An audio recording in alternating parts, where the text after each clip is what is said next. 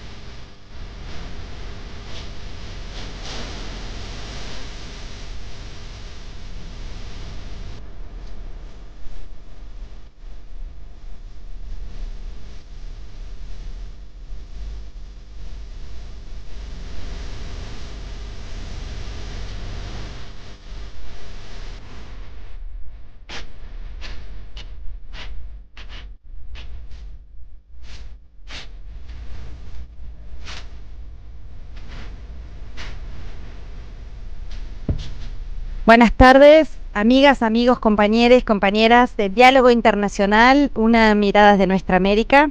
Aquí estamos en el programa de Atilio Borón, con Marcelo Rodríguez, con Telma Luzzani, con Federico Montero y quien les habla, Paula Klachko. Y bueno, y acá estamos con el maestro, amigo, compañero Atilio. ¿Cómo estás? ¿Qué tal? Buenas tardes. Bien, bien, muy contento porque tenemos de vuelta un programa muy estimulante y evidentemente con muchas novedades que se han producido en esta semana, ¿no? Así que tendremos material de sobra, ¿eh? No nos vamos a aburrir para nada. En lo más mínimo. En lo más mínimo, ¿no? En ningún programa nos aburrimos, porque la verdad que la arena internacional está tan complicada, ni hablemos de la nacional, que tenemos material de sobra para una larga charla. Así es. Marce Rodríguez, ¿cómo estás? ¿Qué tal? ¿Cómo están? Sí, como dice Atilio, ¿no? Tanto la realidad internacional y la nacional no te dan tiempo para aburrirte, No. digamos, Mira, ¿no? yo les voy a contar un secreto, Dale. una primicia. Estoy tratando de terminar de compilar un libro en donde ponga todas las cosas que he venido escribiendo sobre temas geopolíticos fundamentalmente, pero también cosas. No tengo tiempo porque la inmediatez de, qué sé yo, claro, que el Papa, que la guerra, que la negociación, que lo que dijo Trump, que tal cosa, tal otro, estoy permanentemente apagando incendios sobre la coyuntura y no pudiendo decir, bueno, a ver, me dedico ahora a organizar lo que ya está escrito. Bueno, que además los textos muy coyunturales que se escribieron a su mesa quedaron historia. Hay que ver, digamos, ¿qué hago? ¿Los incorporo, no los incorporo? ¿Los dejo como material de referencia histórica? Porque por ahí tiene un valor como referencia histórica. Pero y cuando escribimos sobre el presente histórico siempre tenemos esa complicación, que no podés darle un fin porque siempre pasa algo tremendo. Ahí hace la entrada triunfal en el estudio número 1 de la radio de las Madres de Plaza de Mayo, la periodista Telma Luzzani. Pero tranquila, Telma, sentate y ahora nos saludamos tranquilas. Fede, tal vez estemos conectadas con él más tarde, en un ratito, anda con mucha actividad política, así que, pero bueno, ahora sí, Telmi, ¿cómo estás? Bien, muy bien, apurada. Una semana, como decimos siempre, tremenda. Bien, estaba escuchando por la radio cuando venía para acá que ya el domingo que viene hay elecciones. Claro. Sí, obvio. Se vinieron encima. Ya están. Los ciudadanos de Buenos Aires tenemos ocasión de expresar, digamos. Sí, la verdad que con mucha ilusión a ver si hay un cambio, ¿no? Porque ya son muchos años del mismo partido. Viste que siempre se hablaba de la alternancia como algo positivo. Siempre. Siempre que que no gana la derecha. Claro, cuando gana la igual derecha. estas son elecciones legislativas, nada más. Sí. ¿no? Sí, Así que sí, la ya sé, alternancia todavía falta 2 años para eso. No, Esto es otra pero cosa. bueno, es cierto, pero son significativas, primero porque la mayoría legislativa pesa, y segundo Pesa. porque siempre conllevan un símbolo, ¿no? Sí, pesa, y hay que tener también en cuenta los acuerdos en la ciudad de Buenos Aires que han hecho todos los bloques históricamente Eso para es. ver Así cómo es. se mueve. Así es. También va a haber elecciones el domingo 25, o sea, en 2 semanas en Venezuela. También son elecciones intermedias de gobernadores y de, bueno, no sé, hay como, después les vamos a contar mejor, hay como 560 cargos que se van a elegir, así que también no es presidencial, no tiene la envergadura de una presidencial. Tienen su importancia, pero Claro. Bueno, pero vamos a presentar así muy rápido el programa y después nos extendemos más, porque ya estamos ahí con la primera entrevista. Vamos a decir, como siempre, ustedes saben, este programa es una coproducción entre la radio de la UNDAB, la Universidad de Avellaneda, y la radio AM530. Somos la radio de las madres de Plaza de Mayo, donde aquí estamos. Y también la pueden escuchar, además de la AM530, en la FM 90.7. Y lo pueden ver por el canal de YouTube Somos Radio AM530. Así que, bueno, agradecemos al compañero Sebastián Mociola en la operación técnica. También saludamos y agradecemos a nuestro productor ejecutivo y también en la operación de streaming Leandro Deza, a la producción artística de Lalo Recanatini y a Noelia Giorgi y Rodolfo Amaui de la Universidad Nacional de Avellaneda, y toda una red de emisoras hermanas que va creciendo de la Argentina y de América Latina. Y como saben, decimos rapidito el tema del libro, Marce. sí, hoy como todos los sábados tenemos un libro para sortear a todos aquellas que nos escriban al 11 3200 0530 y nos digan que quieren participar por el sorteo del libro, que hoy será el libro Economía Callejera de Iván Hein, de Ediciones Continente. Así que todos quienes se escriban van a participar por ganar un ejemplar de este libro, que como siempre lo van a poder pasar a retirar a partir del día martes por Librería Badaraco, Avenida Entre Ríos 921, Ciudad de Buenos Aires. Bien, bueno, muy bien. Y nos vamos a meter de cabeza porque, como siempre, nuestro programa con tantas informaciones, ya se van a ir enterando de qué va el programa a lo largo de estas 2 horas de diálogo internacional. Pero vamos al primer tema, porque hace unos días se habrán enterado, tal vez, porque en realidad tuvo bien un intento de ocultamiento feroz en toda la prensa hegemónica, por supuesto.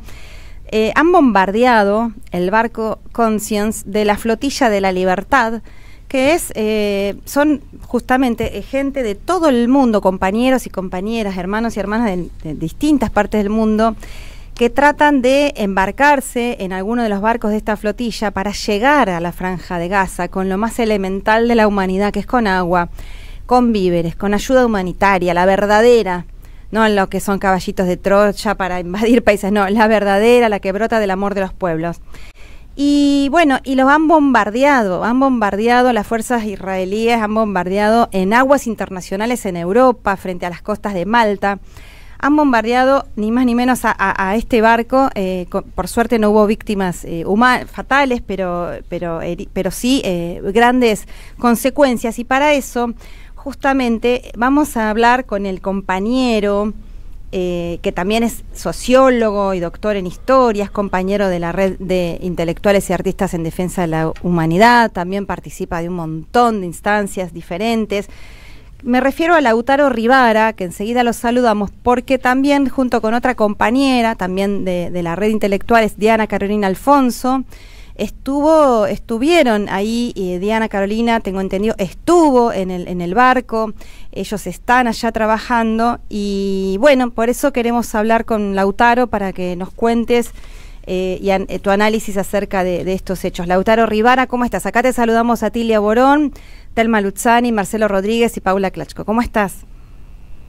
Hola, compañeras, compañeros, ¿cómo están? Gracias por la invitación y el espacio. Estamos muy bien. Qué suerte. Contanos. Están bien. ¿Qué tal, Lautaro? Contanos qué fue lo que pasó, por favor. Bien. Si les hago un recuento breve de los hechos, porque circuló también información un poco confusa, Sí. además de este silenciamiento que muy bien señalaba Paula. El hecho en concreto es que esta iniciativa, la Coalición de la Flotilla de la Libertad, básicamente intentó sacar una embarcación rumbo a Gaza, como lo decía exactamente Paula, con ayuda humanitaria. No es la primera vez que esta coalición lo intenta hacer, de hecho lo viene haciendo desde el año 2008, y se imaginarán que estos intentos de parte de organizaciones civiles encuentran realmente mucha resistencia de parte del Estado colonial de Israel. Sin ir más lejos, el último año se había intentado sacar una flotilla muy grande y masiva desde Estambul en Turquía, con casi 1000 personas, y la iniciativa había fracasado básicamente por la guerra burocrática desatada por el Estado de Israel y por los Estados Unidos, que presionó al gobierno de Turquía, que básicamente impidió que esta flotilla abandonara los puertos para dirigirse rumbo a Gaza. Como esa misión, que había sido realmente muy grande, muy publicitada, todo un acontecimiento político visitando diferentes puertos de Europa, había sido justamente boicoteada, en esta ocasión se intentó hacer una misión más pequeña y también con un manto de sigilo y de secreto bastante profundo, justamente para evitar este tipo de represalias burocráticas. En este caso, básicamente, además de los coordinadores y coordinadoras de esta iniciativa, había una delegación de internacionalistas de 21 países, entre ellos estábamos algunas personas de América Latina y el Caribe, notablemente de Argentina, de Colombia y de Brasil. El asunto es que, como no había confianza de que se dejara ingresar el barco al puerto de Malta, que es, simplemente para ubicar a la audiencia, un microestado ubicado en el Mediterráneo europeo, muy cerquita de Italia, lo que intentamos hacer es ir a abordar este barco directamente en aguas internacionales.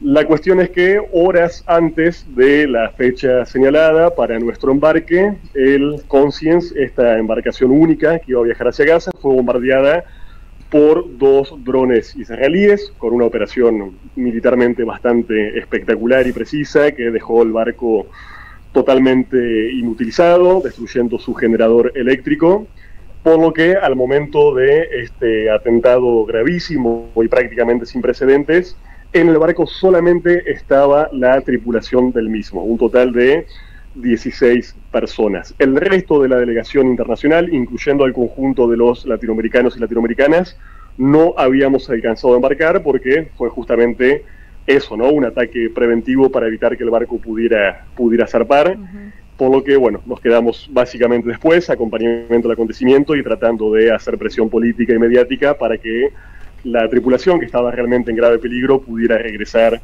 a un puerto seguro y finalmente a sus casas. Esa es como la crónica más breve y sucinta de los acontecimientos. ¿Fue en aguas internacionales, Lautaro?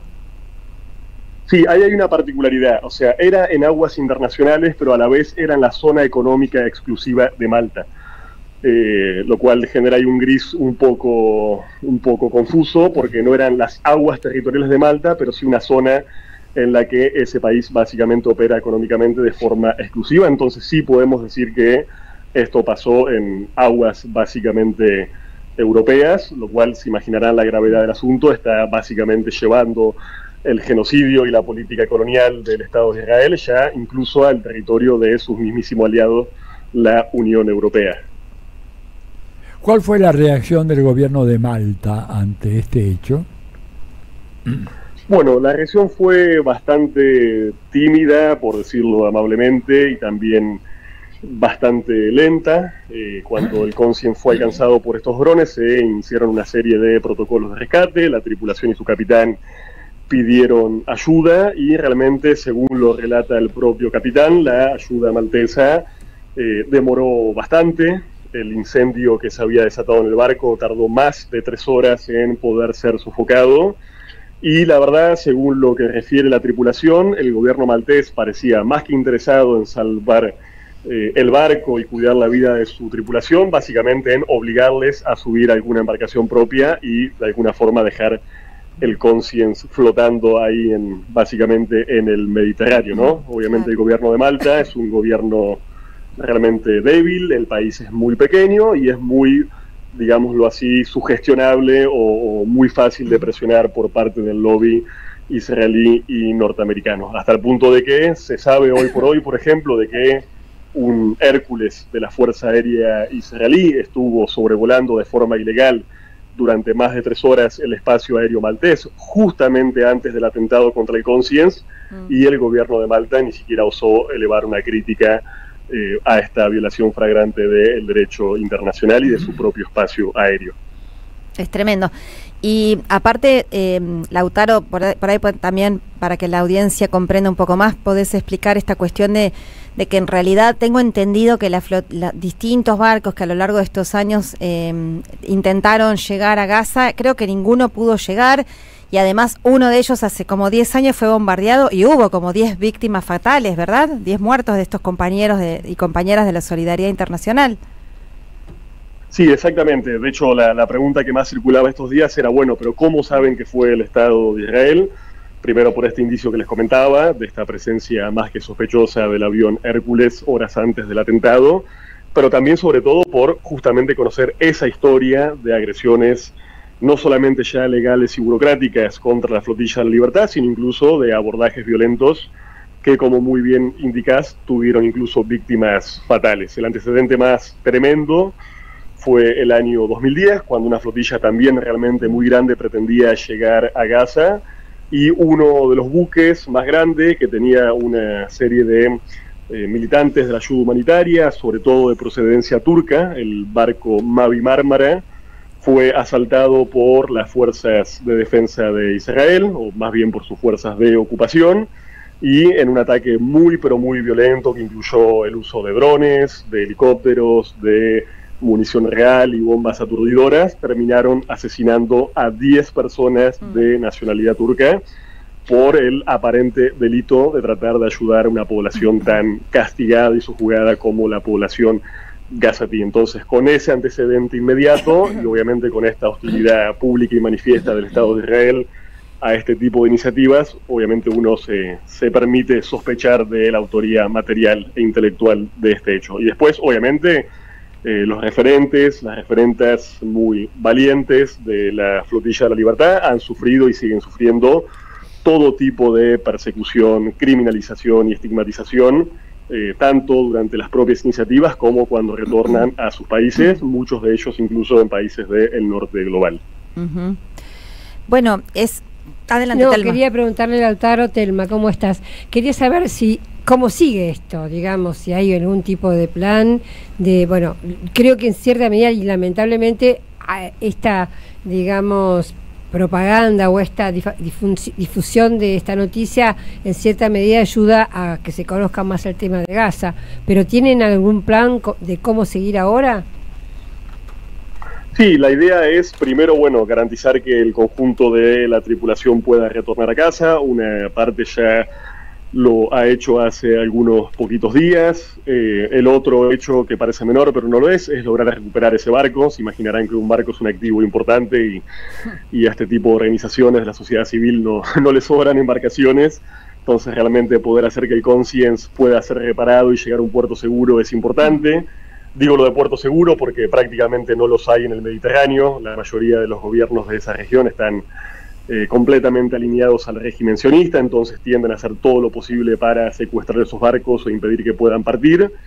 Así que garantizada la seguridad de la tripulación y del barco, la idea es seguir porfiando con este tipo de iniciativas y sobre todo intentar justamente esto, atraer la atención sobre lo que verdaderamente importa, que es lo que está pasando en la franja de Gaza, sobre todo en días en donde el Estado de Israel ha hecho completamente explícito su intención de permanecer y de anexionarse el territorio gazatí, algo que creo que nadie aquí tenía muchas dudas al respecto, pero bueno, lo han comunicado ahora de forma fehaciente, y realmente lo que está sucediendo es que, sobre todo desde hace 2 meses, el bloqueo del asedio sobre Gaza se ha vuelto completamente inflexible y no está llegando eso, ni una botella de agua, ni una medicina, ni una ración de comida.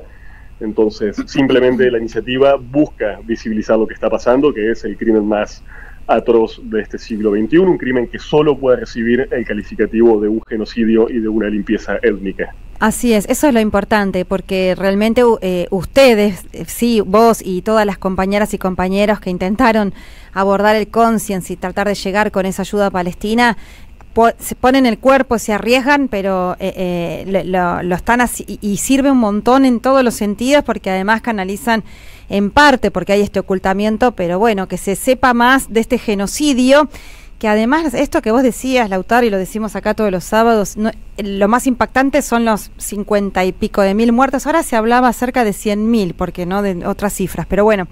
Pero además de los muertos y heridos es el hambre, la falta de agua, todo destruido, la falta de hospitales. Los que no mueren de balas mueren de hambre. Sí, y la indiferencia de los gobiernos de Occidente, que siempre se autoproclamaron defensores de los derechos humanos, las libertades, las instituciones, y que están siendo cómplices de un genocidio bestial. Así es. Así que lo que ustedes hacen es, bueno, poner el cuerpo para que esto se visualice más. Y entiendo, y está buenísimo esto que vos digas, bueno, el foco tiene que estar en Palestina, en Gaza, en Cisjordania, que son los que realmente están sufriendo. Pero está bien, se valora un montón, y queríamos hacerte esta entrevista, mandarte toda nuestra solidaridad a vos, a Diana, y también obviamente a todos los compañeros y compañeras de cualquier parte del mundo que se hicieron presente ahí, en ese territorio. Lautaro, querido, yo no sé si mis compañeros me lo permiten, pero ya que tenemos unos minutitos, y cambiando de tema por ahí, sabiendo que vos sos una persona experta en un montón de temas, pero también sobre todo en Haití, ¿vos podrías darnos también así muy breve, en otro momento te vamos a llamar y te vamos a hacer una entrevista como ya te hemos hecho sobre Haití, y yo sé que pedirte que hables de Haití en 5 minutos es casi imposible, pero por lo menos un panorama, porque la situación es dramática, y si podés, si tenés ganas de darnos un pantallazo así muy general de cómo está la situación ahí, ¿te animás? Sí, por supuesto, por supuesto. A ver, la situación allá es tremenda, creo que de hecho, a ver, lo que pasa en Palestina, en Gaza, es absolutamente incomparable con ningún escenario, por lo menos a nivel global, o casi con ninguno, quizás en algunos conflictos en África, pero realmente de este lado del charco, en nuestro hemisferio, si algo se le parece en gravedad, realmente es la situación haitiana, hoy un país que está más cerca de convertirse en una especie de federación de pandillas, o en un territorio completamente balcanizado, como el modelo sirio, que a un país, entre mil comillas, normal del resto de nuestra región, que también, casualmente o no, genera, o por lo menos suscita tanto silencio o tanta indiferencia como lo que pasa con Palestina. Está pasando algo muy grave, realmente el escenario de seguridad está absolutamente desbocado. También, como sucede con Palestina, y me disculpará la comparación, ejercer algún tipo de ayuda, de solidaridad internacional, está siendo muy difícil. Hay que decir que también Haití es un territorio en algún sentido bloqueado y asediado.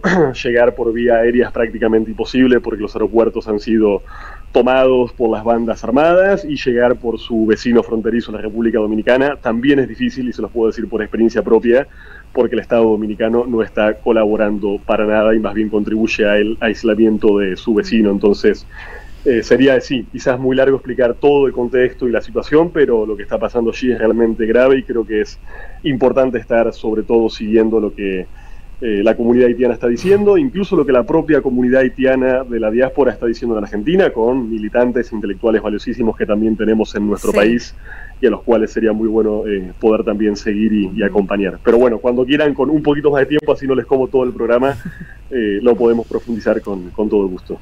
Perfecto, bueno, muchísimas gracias, Lautaro, ¿no es cierto? Vamos a seguir en contacto contigo, y tengan cuidado, porque los sionistas matan.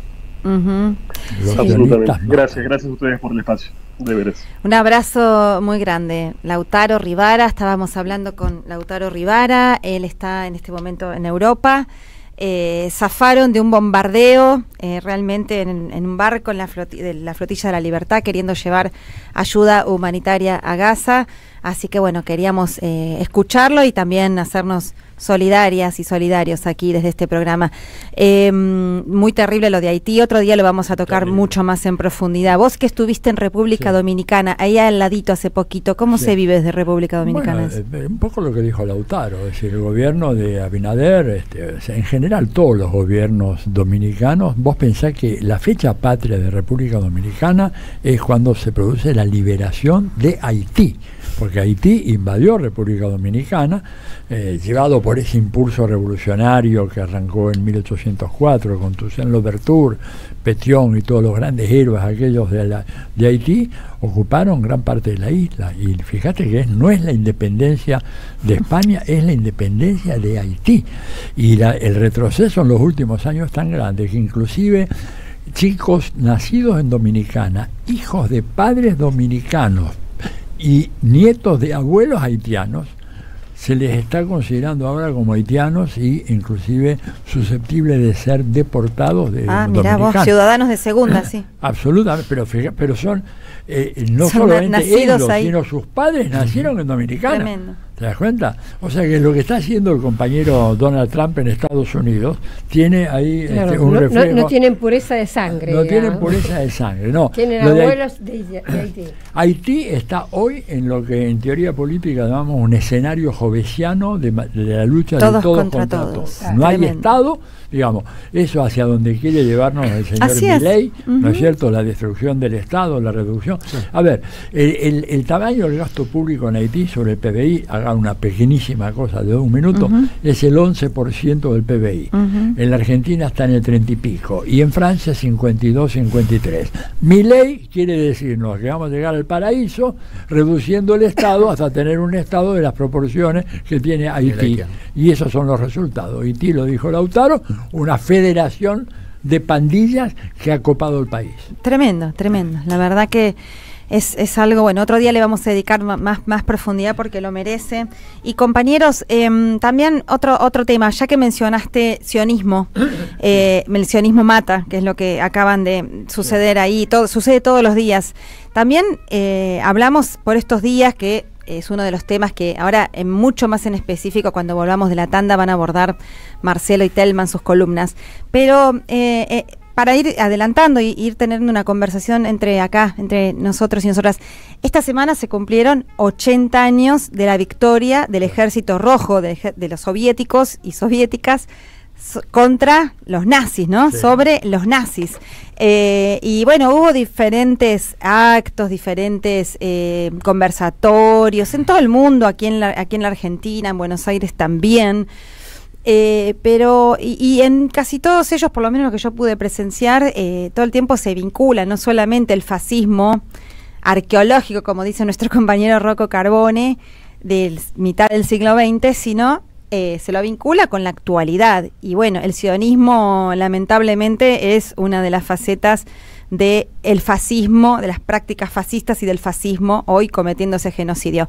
Bueno, yo estuve presente en la charla que dieron Telma y Atilio en la Casa de Rusia, que estuvo muy bueno, junto con Cristian Lamesa y el otro compañero, ahora no me acuerdo, Augusto Piemonte, estuvo muy interesante. Y con la dirección de la coordinación de Alejandro Pachila, ¿verdad? Sí, así es. Bueno, muy, muy interesante.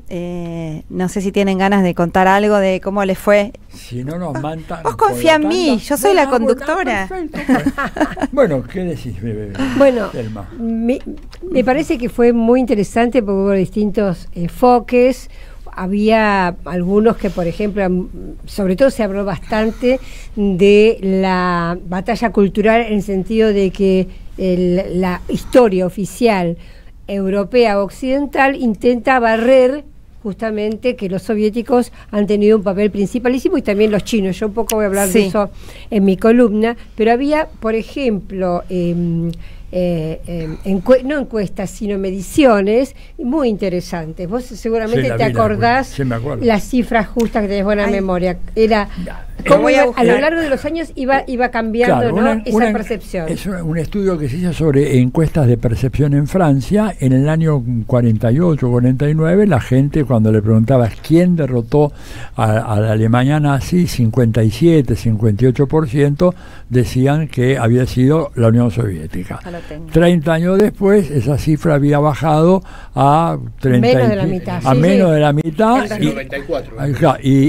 Y ya en los últimos 15, 20 años, el 10%, 12% apenas consideran que la Unión Soviética tuvo algún papel en el derrumbe del régimen nazi. Y a la inversa, al principio, digamos, ni bien terminada la guerra, consideraban que tanto Estados Unidos como el Reino Unido y Francia habían tenido una participación, pero muy menor, claro, alrededor del 25%, y a lo largo de los años se iba duplicando y triplicando. Sí, claro. Hubo un momento en que Hollywood mediante, digamos, la percepción de que Estados Unidos había ganado la guerra era realmente mayor al 50%. Yo hago el ejercicio con mis estudiantes en José Cepaz, en la UNPAS, porque en la UNDAB, cuando somos profes acá con Marcelo, con Atilio, son profes de historia ya los que vienen a estudiar el ciclo de complementación curricular y tienen un poquito más claras las cosas, pero hago el ejercicio allá en la UNPAS y pregunto, ¿quiénes vencieron al ejército, a los nazis y a Hitler? Y nunca contestan que la Unión Soviética, jamás. Siempre hablan del desembarco en Normandía, en las playas francesas, ¿no? Que mira, es lo de Hollywood. Acá tengo, por ejemplo, Estados Unidos, en el 45 la gente decía que la participación había sido el 20%, y en el 1994 decían que la participación había sido del 49%. O sea, del 20% al 50%. Y tiene que ver con la campaña rusofóbica también. La última es el 58%. Sí, sí, claro. Tiene que ver, sobre todo en esos años, con la campaña anticomunista. Sí, obviamente.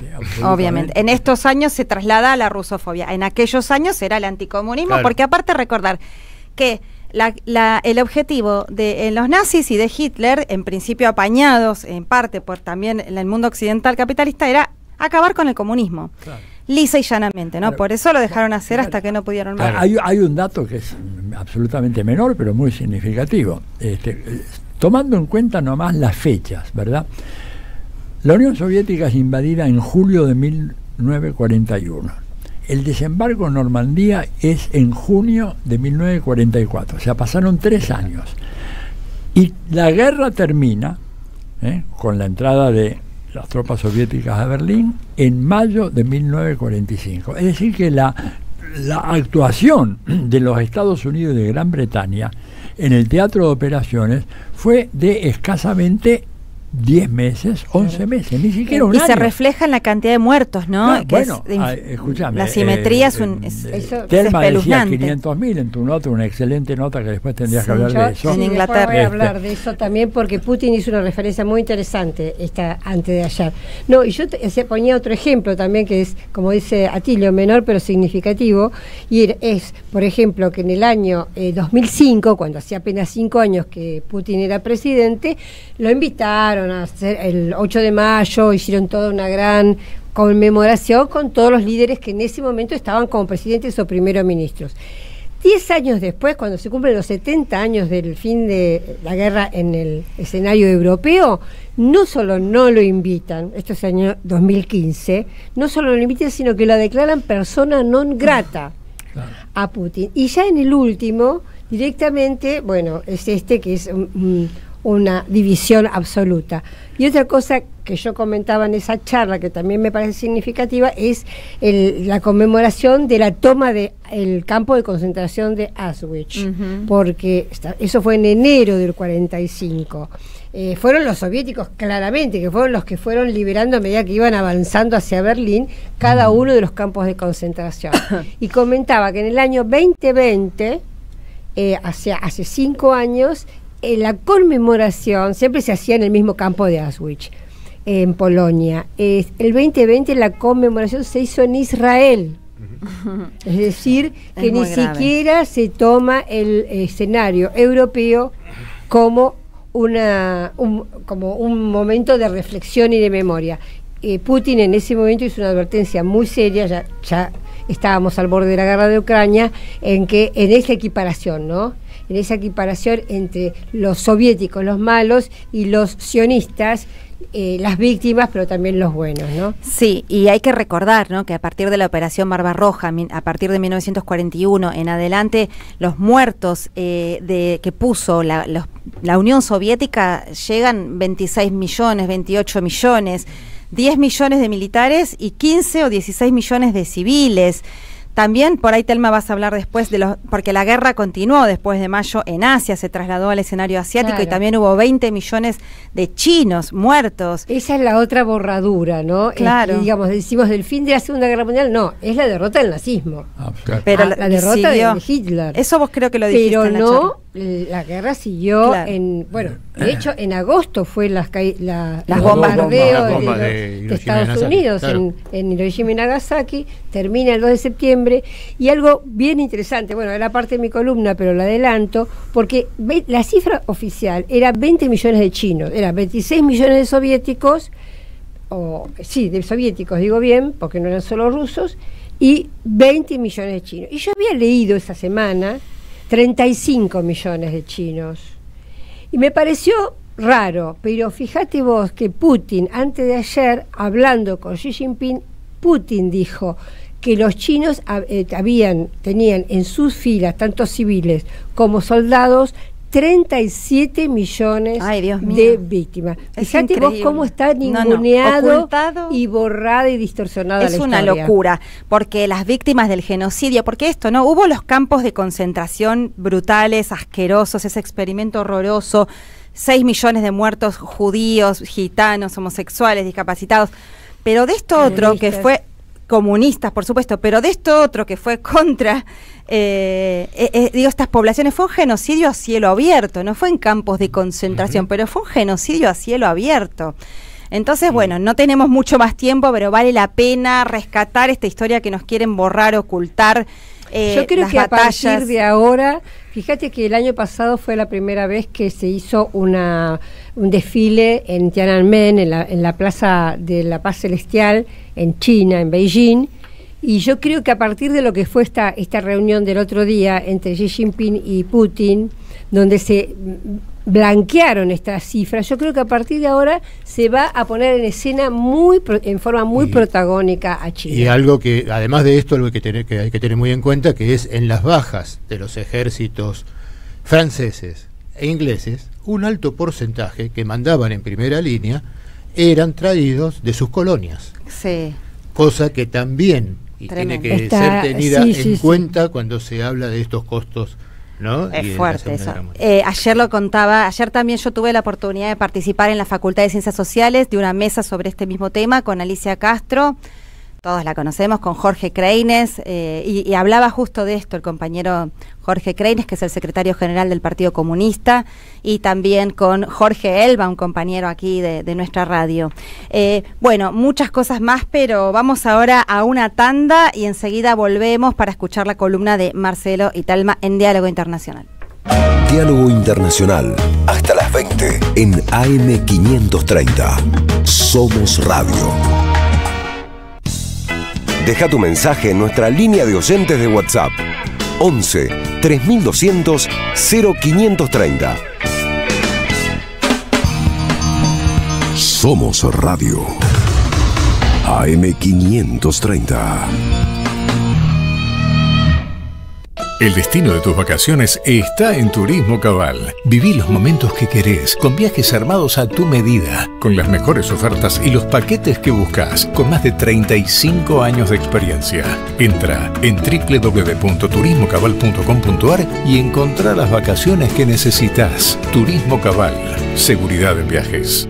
Destinada a la cartera de consumo. Más información en www.turismocabal.tour.ar. Tronador, agua mineral, botellones y dispenser para el hogar y la oficina. Hacé tu pedido al 4201-2627 o mandanos un mail a info@aguatronador.com.ar. Tronador, agua de mesa envasada. 12 de octubre 632 en Avellaneda. Alimentos Cooperativos. Producción y comercialización de productos cooperativos y de agricultura familiar. Envíos a todo el país. Por pedido, envía tu mensaje al 11 34 31 2928. Seguinos en Instagram como @alimentos cooperativos. El sabor que te acompaña es Café Bantú. El aroma en la mañana de Café Bantú. Bantú. RCT, Club Vacacional, Spa y Playa en Chapalmalal. Es tiempo de compartir. Compartir el relax, el disfrute, los deportes, exquisita gastronomía y el descanso. Departamentos, spa y playa entre el campo y el mar. Es tiempo de compartir la vida. RCT, Club Vacacional y Spa. Reservas @rct.coop. 54 911 4097 3030. Web rct.coop.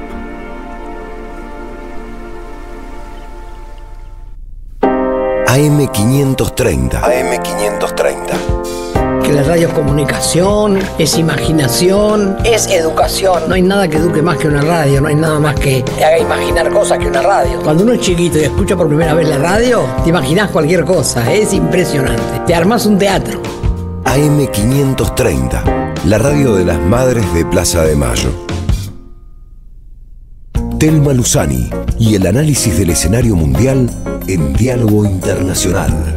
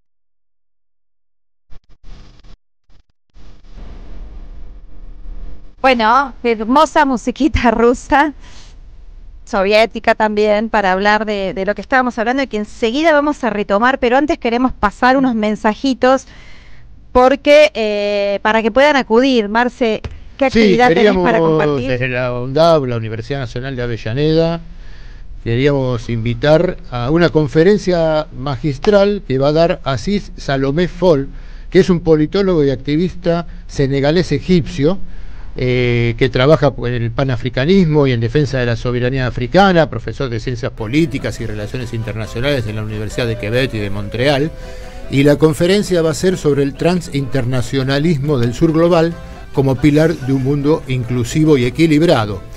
Y esto está organizado por la Universidad Nacional de Avellaneda, la Unión de Universidades de América Latina y el Caribe.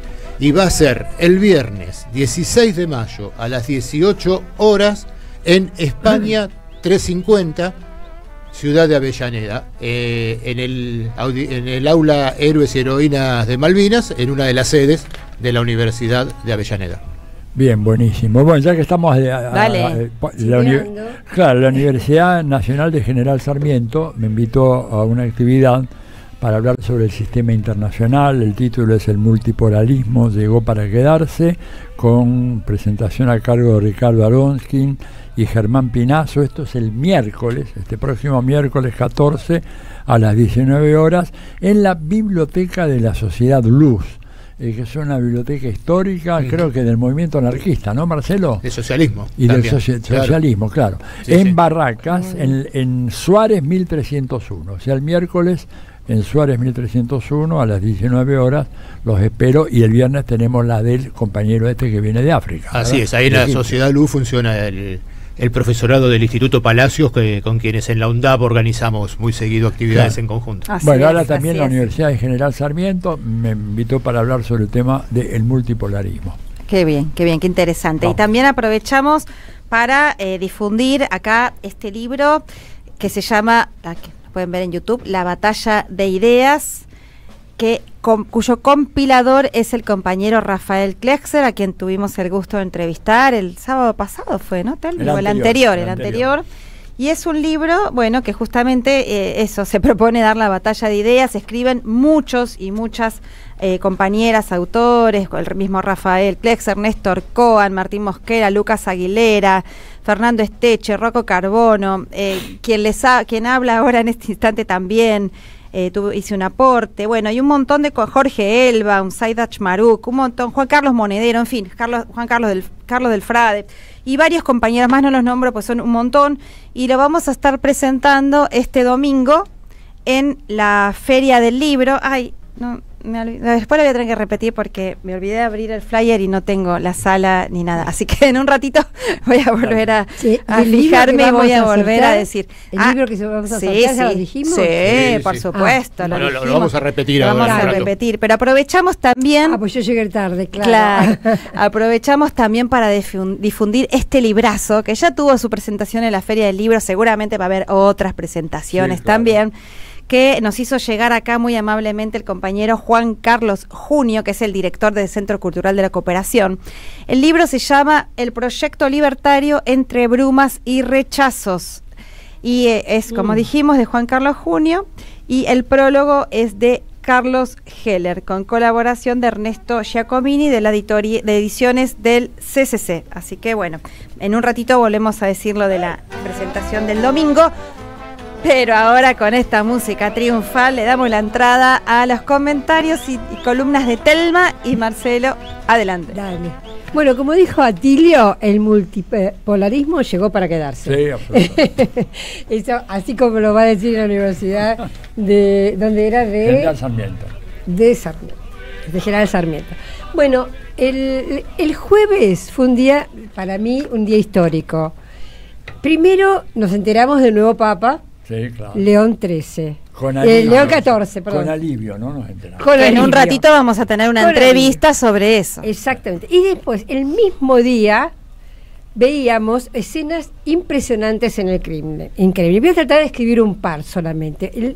La primera, llega Xi Jinping, se ve un inmenso salón del palacio totalmente desnudo, salvo con una alfombra roja con bordes dorados que yo me imaginé que eran hilos de oro, un poco principesco, pero seguro que era así. Una inmensa alfombra roja en cruz, y en cada extremo estaba uno de los líderes. En un extremo estaba Xi Jinping, en el otro extremo estaba Vladimir Putin. Iban caminando como civiles, por supuesto, pero con paso firme. Se encuentran en el centro, que parecía el centro de la tierra, les juro que parecía eso, con dos banderas inmensas a cada lado. Se estrecha la mano derecha, se escuchan los himnos, por supuesto, y después van juntos a otra reunión donde realmente dijeron cosas muy importantes. Pero yo quería describir esta escena porque me parece que la escena en sí misma está indicando esto. Enviaron un mensaje en un momento donde Europa está más perdida, como decían algunos, que Adán el día de la madre. O sea, Europa no sabe ni dónde va, y como no tiene idea dónde va para el lado del belicismo. Es decir, quiere tapar todo con guerra, más guerra, más guerra. Y Donald Trump, aparte de estar muy golpeado por los opositores de la derecha, la verdad es que en estos 100 días, de todas las grandes propuestas rimbombantes que ha hecho, no logró absolutamente nada. O sea que hay un occidente totalmente desvariado o a la deriva, y yo creo que en este momento aprovecharon tanto Xi Jinping como Putin, que vienen de civilizaciones que tienen su historia y su experiencia, para motorizar esto que ellos llamaron con palabras muy fuertes, ser los custodios de la estabilidad estratégica y los guardianes de la memoria, nada más y nada menos. Vos seguro, Atilio, me vas a ayudar.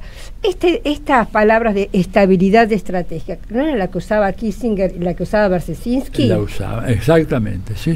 Yo creo que no fue azaroso no, para estos nada. Términos de que justamente lo que decía Brzezinski era que para la unión de China y Rusia era uno de los peligros mayores, ¿no es cierto? Claro, y que eran justamente lo que atentaban contra la estabilidad estratégica. Resulta que el desplome de la capacidad hegemónica de Estados Unidos hace que hoy esa estabilidad esté en manos, como decís vos, de Xi Jinping y Putin. Entonces ellos ya expresaron, yo creo que de alguna manera, esto era todo mensaje. Yo veía, no sé si era muy paranoico lo mío, pero yo veía mensajes en cada gesto, en cada rastro.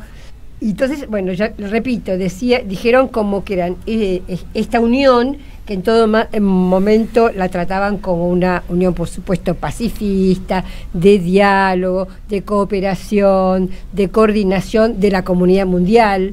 No era contra nadie, o sea, con muchas aclaraciones al respecto. La idea de que buscaban algún tipo de hegemonía estaba totalmente descartada, incluso lo descartaban en forma explícita.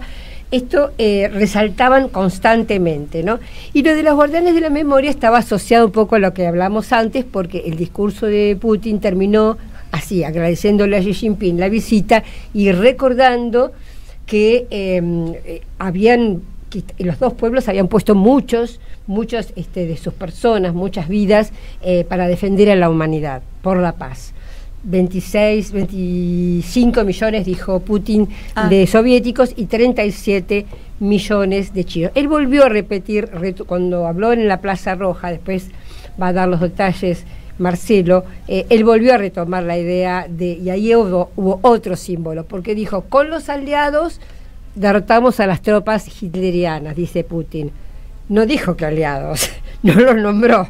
Y después inmediatamente dijo, y en la parte oriental, con China, y ahí sí la nombró, el militarismo japonés. O sea que hubo todo muy, muy fuerte y muy claro el mensaje. El mensaje es, estamos en el centro y estamos dispuestos a hacernos cargo de ese centro, de ese mundo caótico que necesita una guía. Bueno, la guía somos nosotros. Y también como garantía del freno al nazismo, ¿no? Lo llevó a la actualidad. Lo llevó a la actualidad, exactamente. Bueno, criticaron la expansión de la OTAN, obviamente, las sanciones, las barreras comerciales, y en forma explícita nombraron a Estados Unidos, voy a citar textual, dijeron, la intención de nuestra intención de ampliar la cooperación y la coordinación es para contrarrestar con firmeza la política de Washington de doble contención de Rusia y China. O sea, clarísimo. Y las propuestas fueron renunciar a la mentalidad de bloques, o sea, basta de pensar que estamos en la Guerra Fría, oponerse al renacimiento del nazismo, adoptar una nueva arquitectura internacional que refleje el nuevo balance de fuerzas, o sea, nosotros, yo estoy hablando como Putin y Xi Jinping, ¿no? El nuevo balance de fuerza, pero siempre englobando, ellos nunca dejaban de nombrar, a la comunidad global del siglo XXI. Pero como diciendo, esto ya quedó de modé, ya quedó viejo, necesitamos en este mundo caótico una nueva arquitectura y unas nuevas reglas. Finalmente, creo que, no sé, quiero después que comentemos un poco a ver si están de acuerdo o no, pero me parece que han hecho un avance muy importante y han hecho explícito que de ahora en adelante me parece que cambia bastante la forma de actuar, no solo ellos como aliados, como esta alianza que se fortalece aún más, sino como, ¿cómo decir?, los organizadores del mundo, ¿no? Esto me parece que ha dejado mucha fuerza y se va a empezar a notar más, me parece, de ahora en adelante. Y después vino, al día siguiente, el gran acto en la Plaza Roja. Así es. que el 9 de mayo, que se realizó el acto que, bueno, habíamos comentado la semana pasada que me había tocado estar viendo los preparativos, ¿no? Que estaban sí, qué suerte. de todo este acto, que como vos decís, tiene un poder simbólico muy fuerte, porque en realidad es como que se pone en escena los acuerdos que 2023 y 2024 habían firmado China y Rusia de asociación integral, con apoyo económico, comercial, militar, financiero, ¿no? Y es como que ahora se está poniendo en escena en el marco de los 80 años, que como bien decís, Telma, uno de los ejes claros fue reivindicar que esa guerra la ganan el Ejército Rojo, los soviéticos, en el frente occidental derrotando al nazismo, y que 3 meses después, también con enormes costos de vida humana, y con apoyo del Ejército Rojo, pero es el ejército chino el que terminó de vencer a Japón, luego de las bombas nucleares que tiró Estados Unidos. El ejército de Mao, ¿no? El ejército de Mao. El ejército de Mao. ¿No? El ejército de Mao. Es el ejército de Mao y el ejército de Stalin. Son los dos ejércitos que triunfaron en esa guerra, con todo lo que se ha escrito y reescrito de la historia desde el fin de la guerra hacia acá, que como bien comentaban ustedes, hoy lo que más se dice cuando se le pregunta a alguien, en realidad lo que pueden contar más que los reales hechos históricos es la conclusión fantasiosa de películas de Hollywood, ¿no? De cómo fue el desarrollo. Que han hecho su tarea bien hecha. Que la hicieron muy bien hecha. Eso está clarísimo. Muy, muy, muy bien hecha. Pero como decía Telma, el 9 de mayo fue el desfile de la victoria en Moscú, donde hubo representantes de 30 estados, estuvo, como bien decían, Xi Jinping, por América Latina estuvo Nicolás Maduro, por Venezuela, Miguel Díaz-Canel por Cuba, Lula por Brasil, estuvo Vučić, el presidente de Serbia, Robert Fico, el primer ministro de Eslovaquia, entre otros, pero además hubo representantes de Bielorrusia, Kazajistán, Tayikistán, Armenia, Abjasia, Palestina, Burkina Faso, Vietnam, Uzbekistán, Kirguistán, Mongolia, Myanmar y la República del Congo. Pero altos mandatarios, no cualquier representante. Mandatarios, no, los que estoy nombrando acá son los altos mandatarios que hubo, ¿no? Que o presidentes o primeros ministros, o por ejemplo de Vietnam estaba el secretario general del Partido Comunista de Vietnam. Claro. Digamos. Y ahí uno tendría que pensar si es más importante el secretario general que el presidente, digamos, así que es realmente a primer nivel, a primer nivel la representación, ¿no? Y en este marco me parece que estaba interesante destacar hoy, así como Telma hacía el eje en la fortaleza de esta alianza entre China y Rusia, cómo sigue adelante, qué pasó con los presidentes latinoamericanos, los 3 presidentes latinoamericanos que estuvieron en estos festejos, que también se reunieron con Putin y hubo, y con Putin y con con Xi Jinping y con también. Xi Jinping, ¿no? Pero teniendo en cuenta esto, podemos decir que en la reunión con Díaz-Canel, con el presidente cubano, se recalcó que ya en el año 2023, Cuba y Rusia China y Cuba habían firmado un documento especial llamado 2030, ¿no? Y que había que llevarlo adelante en la reunión con Xi Jinping, y que se está por llevar a Cuba inversiones por más de $1.000 millones, que se van a ir generando, inversiones que también desde Rusia plantean llevar grandes inversiones a Cuba, y que para esto va a haber una financiación especial para subsidiar tasas de interés a aquellas empresas rusas que inviertan en Cuba, ¿no? Como para dar un incentivo a esto, y poder invertir en áreas como el suministro de energía eléctrica, que ya China está invirtiendo, que se sumaría Rusia a esto, agricultura, etcétera. Y en una área especial que dijeron del gobierno ruso que les interesaba era el área del turismo en Cuba, cuya aspiración es que pase Rusia en los próximos años a convertirse en el país que más turista envía a Cuba, con la importancia que nosotros que sabemos que tiene para Cuba la industria turística. Y la idea de, ahora que Cuba es miembro asociado de los BRICS, cómo se sigue trabajando para fortalecer los BRICS y el foro China-CELAC, que ahora después comentamos que se está por reunir uno de sus ámbitos ahora. En la reunión de Putin con Nicolás Maduro de Venezuela, se recordó algo que nosotros acá le habíamos dedicado una columna especial en un momento, que es que desde el 2023 Venezuela tiene una asociación estratégica de todo tiempo y a toda prueba con Rusia, que es y con China, con las dos, que es es el primer país de América Latina que tiene ese nivel de relación con la Federación Rusa, del más alto nivel diplomático, con la firma de estos acuerdos, ¿no? Y que para poder trabajar conjuntamente en los ámbitos militar, económico, tecnológico, energético, político, etcétera. Se destacó también que este acuerdo, que también firmaron en el 2023 con Rusia, dura 10 años, y que del 2019 hasta la fecha Venezuela y Rusia ya firmaron 350 acuerdos que están vigentes, más allá de que son dos países que tienen medidas en contra impulsadas por Estados Unidos y Europa. Claro, ¿no? que obstaculizan mucho toda esta relación. Y también hablaron, en particular, Maduro y Putin, de crear una infraestructura financiera independiente que facilite el comercio entre los dos países sin depender de los sistemas occidentales y estadounidenses, que es parte de toda la batalla que se está dando por la desdolarización del comercio internacional y la creación que China y Rusia están impulsando en conjunto de un sistema de transacción comercial que reemplace al SWIFT. Así es. ¿No? Que ya está empezando a funcionar en algunas regiones este sistema. Así que bueno, y también intercambio en seguridad, defensa, en salud. Hubo un acuerdo especial entre Venezuela y Rusia para fomentar el tema de la investigación en salud y la industria en temas de salud. Con Lula de Brasil, ya antes de la reunión se había dicho desde el gobierno ruso que Brasil es nuestro socio prioritario en América Latina.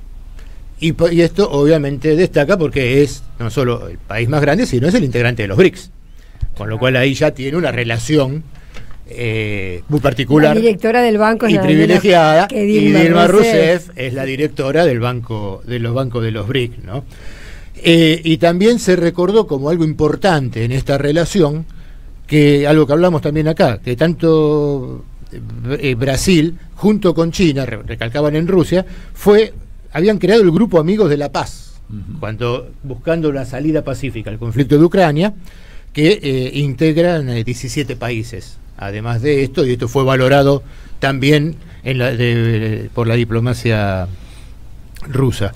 Y ahí, después de estas reuniones, Lula resaltó que había que reforzar la alianza entre los dos países, que era un objetivo del gobierno brasilero, y que buscaba considerar, como decía hoy, leí una nota de Leonora Gosman, que nosotros la entrevistamos seguido, que buscaba consolidar una sociedad productiva muy fuerte entre Rusia y Brasil, ya que Brasil tiene intereses políticos, comerciales, científicos y tecnológicos muy importantes con Rusia, y reafirmaron Lula y Putin que son parte del sur global, que es otro de esos conceptos que están apareciendo con mucha fuerza, ¿no?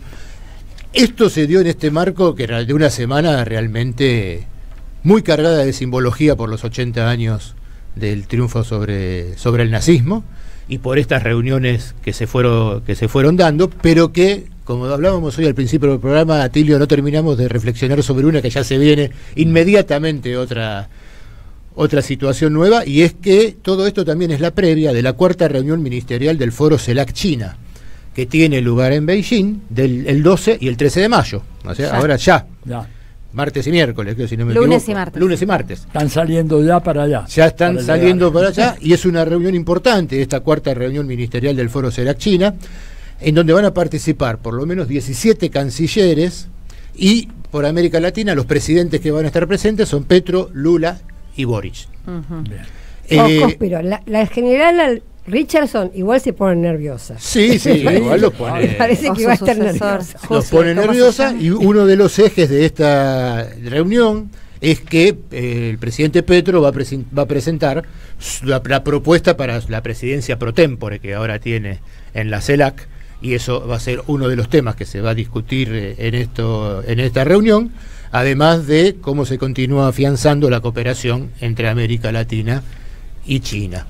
Así que ahí va a seguir. Y un dato que no nos tenemos que olvidar, volviendo al principio de lo que hablábamos, cómo jugó también las amenazas que se hicieron desde Ucrania a quienes iban a participar del desfile. Que entre paréntesis puso una tregua, ¿no? Putin estableció una tregua de varios días. No la aceptan del todo, ¿no? Se da toda esa discusión. Hubo dos tipos de amenazas en realidad. Hubo una que venía de Ucrania, que decía que iba a tirar drones, que iba a bombardear con drones Moscú, y otra que después si quieren la comentamos, y es que la Unión Europea también amenazó a los funcionarios que querían ir, por ejemplo a Robert Fico de Eslovaquia o a Bausic de Serbia, los amenazaban con, a caso de Fico, echar a Eslovaquia de la Unión Europea y no dejarlos volar el no espacio pudieron, aéreo. claro, y no dejaban pasar el avión, el espacio aéreo, para que no fueran a Moscú. Una cosa. Y Zelensky llegó a decir que para todos los países que han viajado o viajan el 9 de mayo, nuestra postura es muy sencilla: no podemos hacernos responsables de lo que les ocurra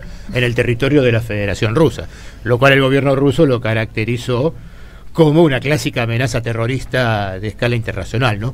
Pero por eso también, si me parece la importancia, lo quería traer ahora al final esto, para marcar también la fuerza de lo simbólico que tuvo esta puesta en escena, en el mejor sentido de la palabra, de este nuevo multipolarismo, como dice Atilio, de este nuevo multilateralismo, que con fuerza está avanzando, y por más bravatas que lleve adelante Trump y por más fuerza que tenga Estados Unidos, y que hay que reconocerlo, no está pudiendo evitar que se siga consolidando este cambio en el orden mundial internacional. Yo haría una pequeñísima nota a pie de página de lo que vos decís, que está muy muy bien. Hablaste de la Asociación Estratégica Integral.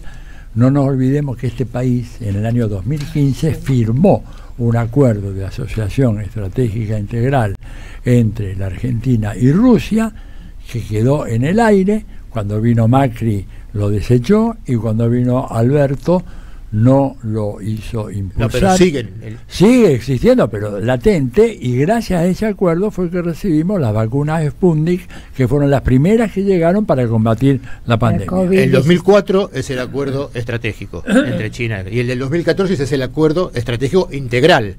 O sea, a pesar, eso fue aumentando, y son acuerdos que están vigentes. Todavía estaba Cristina Fernández de Kirchner, bueno, en 2014 cuando se firmó. Eso todavía sigue vigente, como que Argentina es parte de la ruta de la seda, digamos, ¿no? Pero no se retiró, es lo que discutíamos el otro día, es como el ingreso a los BRICS. Son cosas que se duermen, se suspenden, quedan ahí pendientes, pero que se pueden retomar cuando haya un gobierno que tenga la voluntad de integrarse a esto que está sucediendo hoy en el mundo.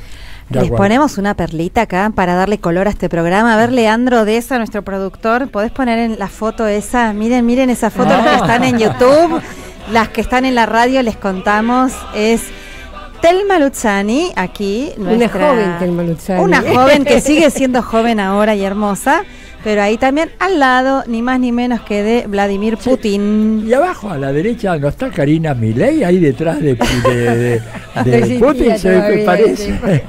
No, una foto maravillosa. Yo siempre digo a Telma. Tuve la suerte, la gran suerte, que me invitaron al Club Alday en Sochi para discutir. Bueno, yo iba como oyente sobre todo, pero bueno, fue súper interesante, y les interesaba conocer o tener gente, periodistas que fuera de América Latina. Así que ahí fui, y lo cerró el Vladimir Putin. Entonces yo le tiré el celular a alguien, le dije, cuando esté al lado del presidente, sacame una foto. Muy bien.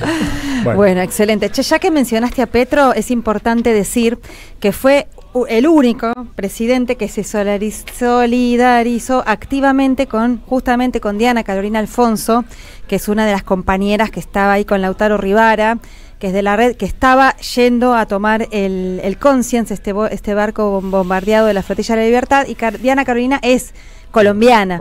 Y Petro publicó en sus redes sociales hacia ella y hacia otra compañera colombiana, que ahora no me acuerdo el nombre, que estaban presentes ahí. Fue el único presidente que realmente alzó su voz contra esa injusticia. Y otra cosita también importante que me olvidé decir, para valorar el trabajo que se hace en distintos frentes de lucha, es que la charla que estuvimos ayer en la Facultad de Ciencias Sociales, memorando los 80 años de la victoria del Ejército Rojo sobre el nazismo, fue organizada por el capítulo Argentina de la Internacional Antifascista, que es una liga internacional antifascista que fue incentivada gracias a Venezuela. Hubo encuentros internacionales, varios en Venezuela, y tiene capítulos por todas partes del mundo, y esto fue una actividad de ese capítulo. Y lo último que antes me había olvidado, y enseguida vamos a la tanda, Leandro,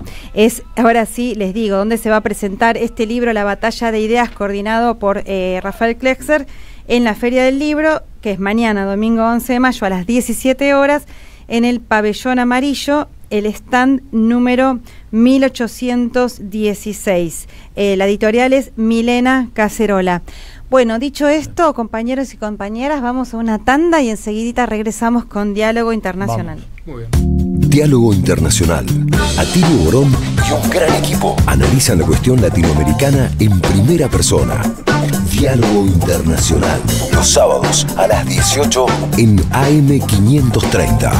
Somos Radio. Somos Radio. AM530. Tronador, agua mineral, botellones y dispenser para el hogar y la oficina. Hacé tu pedido al 4201-2627 o mandanos un mail a info@aguatronador.com.ar. Tronador, agua de mesa envasada. 12 de octubre 632 en Avellaneda. Tiempo argentino está en peligro. Por los tarifazos, por los precios desregulados, por un gobierno que dejó de hacer campañas de información y difusión para la ciudadanía. En una época de ataques continuos al periodismo, necesitamos tu apoyo para seguir existiendo. Asociate, tiempoar.com.ar, y construí el medio que te defiende. El sabor que te acompaña es Café Bantú. El aroma en la mañana de Café Bantú. Bantú. Cuenta DNI es el mejor amigo del bonaerense, porque podés pagar tus servicios, porque tenés beneficios en comercios adheridos y también podés transferir plata a quien quieras. Cuenta DNI, ¿por qué tantos guaus? Ah, claro, porque todo lo que tienes es bien guau, ¿no? No entiendo nada de lo que dices, Cuenta DNI, pero estoy totalmente de acuerdo. Cuenta DNI, el mejor amigo del bonaerense. Ética, poder y tecnologías, redes sociales e inteligencia artificial desde el sur global. El nuevo libro de Verónica Sforzin, ganador del premio ensayo Pensar Nuestra América con categorías propias. Conseguilo en librerías y en edicionessicus.com.ar. Ediciones Sicus. Libros para una cultura de la integración. Te esperamos en el Centro Cultural de la Cooperación Floreal Gorini para disfrutar de teatro, danza, música, espectáculos para las infancias, conferencias y presentaciones. Podés compartir un rico café o leer un buen libro en la calidez de nuestra planta baja. Recorre nuestra agenda en www.centrocultural.coop y seguinos en las redes sociales. Comprando las entradas con tarjeta Cabal Crédito o Débito accedes a un 50% de descuento. Centro Cultural de la Cooperación Floreal Gorini, Avenida Corrientes 1543, Ciudad de Buenos Aires. Una experiencia cultural y cooperativa. RCT, Club Vacacional, Spa y Playa en Chapalmalal. Es tiempo de compartir. Compartir el relax, el disfrute, los deportes, exquisita gastronomía y el descanso. Departamentos, spa y playa entre el campo y el mar. Es tiempo de compartir la vida. RCT, Club Vacacional y Spa. Reservas @rct.coop. 54 911 4097 3030. Web rct.coop.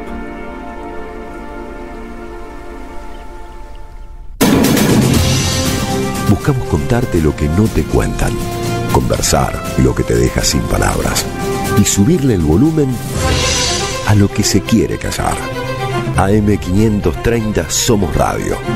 Buscamos la verdad siempre.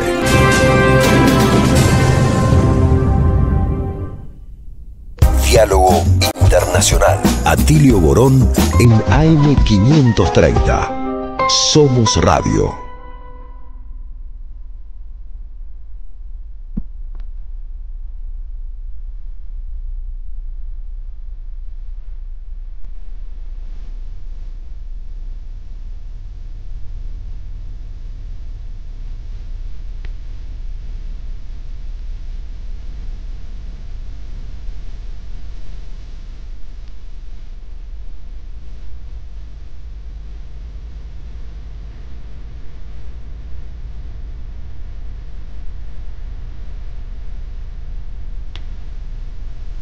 Bien, estamos ya conectados con Washington Uranga. No necesita mayor presentación porque es un hombre ampliamente conocido no solo en la Argentina, sino en toda América Latina. Es periodista, docente, investigador.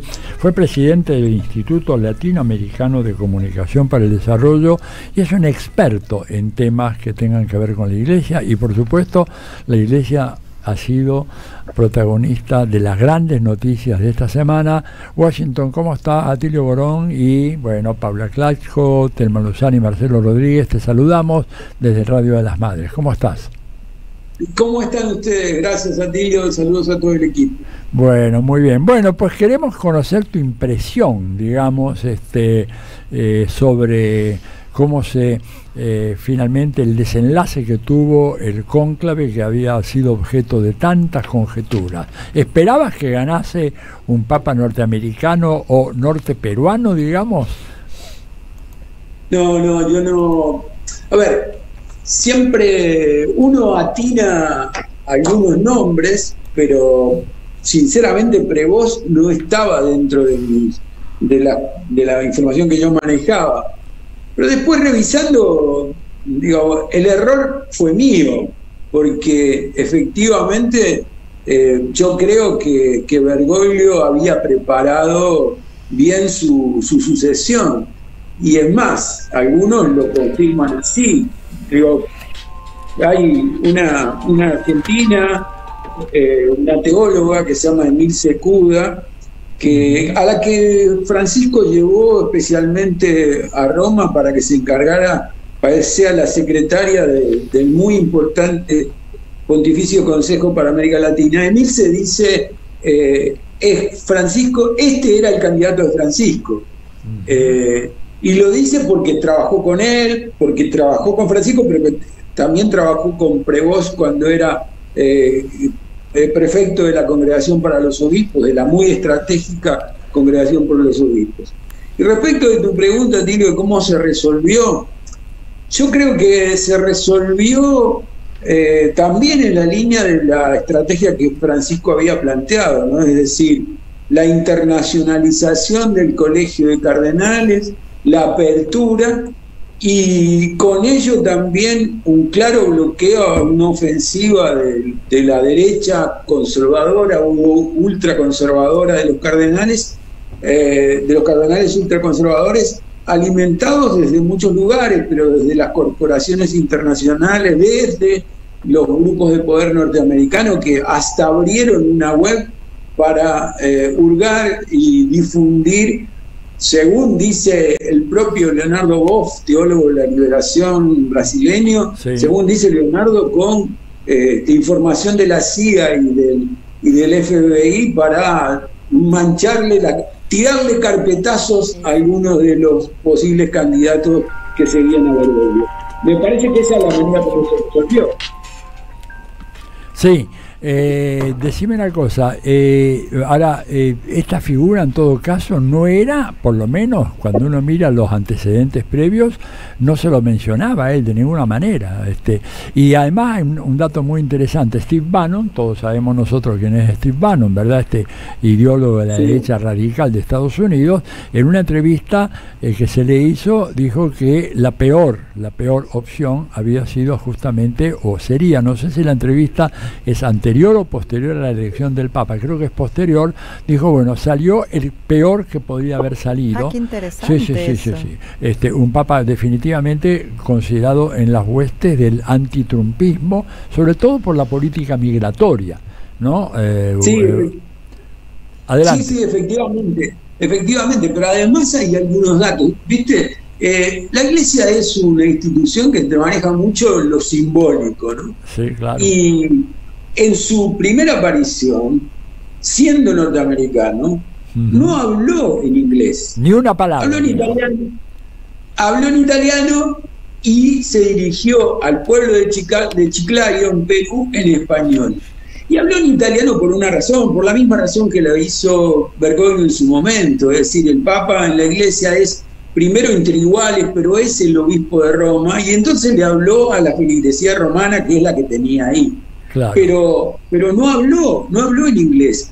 En su primera intervención ante los cardenales tampoco habló en inglés. Digamos, eso es también tirar sin poner a circular, mirar, expresar ideas, pero además adoptó la nacionalidad peruana. Me parece que es otro dato, y fue secretario general de la Conferencia Episcopal Peruana, es decir, los peruanos y el pueblo peruano, y gran parte del pueblo peruano, lo está festejando como propio. Uno puede decir, bueno, es una expresión nacionalista, pero es una expresión nacionalista en todo caso para manifestar que lo reconoce como propio. Y después fueron apareciendo muchos datos, muchos elementos que hablan de su compromiso, sobre todo en Chiclayo, con los sectores pobres, con los sectores indígenas. Me parece que sí. Washington, pero además hay una cosa también en línea con lo que vos decís, muy significativa, que él se acordó de su feligresía peruana, pero no hizo la menor referencia a la feligresía católica de los Estados Unidos. Por eso cuando los peruanos dicen es nuestro Papa, en realidad tienen razón, porque además cuando uno recuerda de que él su familia es una familia inmigrante en los Estados Unidos, que su madre es española, el segundo apellido de Prevost es Martínez, la mamá era española, y se conocen con su padre Prevost en Dominicana, y ambos son migran de República Dominicana, corregime Washington si por ahí no la tengo muy clara, pero migran de Dominicana a los Estados Unidos, y ahí él nace en Chicago. O sea, es un hombre que realmente, evidentemente que su vida pastoral en la Iglesia ha sido fundamentalmente desarrollada en Perú, y con el tema de la migración tiene una cosa muy especial en contra de Trump. Absolutamente de acuerdo, pero además lo que decís, él se ordenó sacerdote en los agustinos. Inmediatamente después de ser ordenado, se fue a Perú como misionero. Es decir, él no tuvo feligresía directa en Estados Unidos. Cuando volvió a Estados Unidos, volvió porque le pidieron que trabajara en la formación. Recordemos que es un hombre académicamente con muchas credenciales, claro. Es licenciado, es doctor, habla 5 idiomas, digamos, y le pidieron que se dedicara a la formación de los agustinos en Chicago, pero terminó esa tarea y volvió a Perú, y de ahí lo hicieron superior general, superior general, es decir, la autoridad de los agustinos en el mundo. Entonces, su contacto con Estados Unidos tiene que ver obviamente con su formación inicial, su juventud, pero luego su camino fue por otro lado, ¿no? Ya. ¿Cómo pensás que va a reaccionar un poco el ala conservadora de la Iglesia ante alguien que representa claramente por lo menos una tentativa de seguir los pasos de Francisco? ¿Qué pensás que va a pasar? Va a reaccionar de la misma manera que reaccionó con Francisco. Le van a intentar serruchar, para decirlo, serruchar las patas, pero también tiene una ventaja.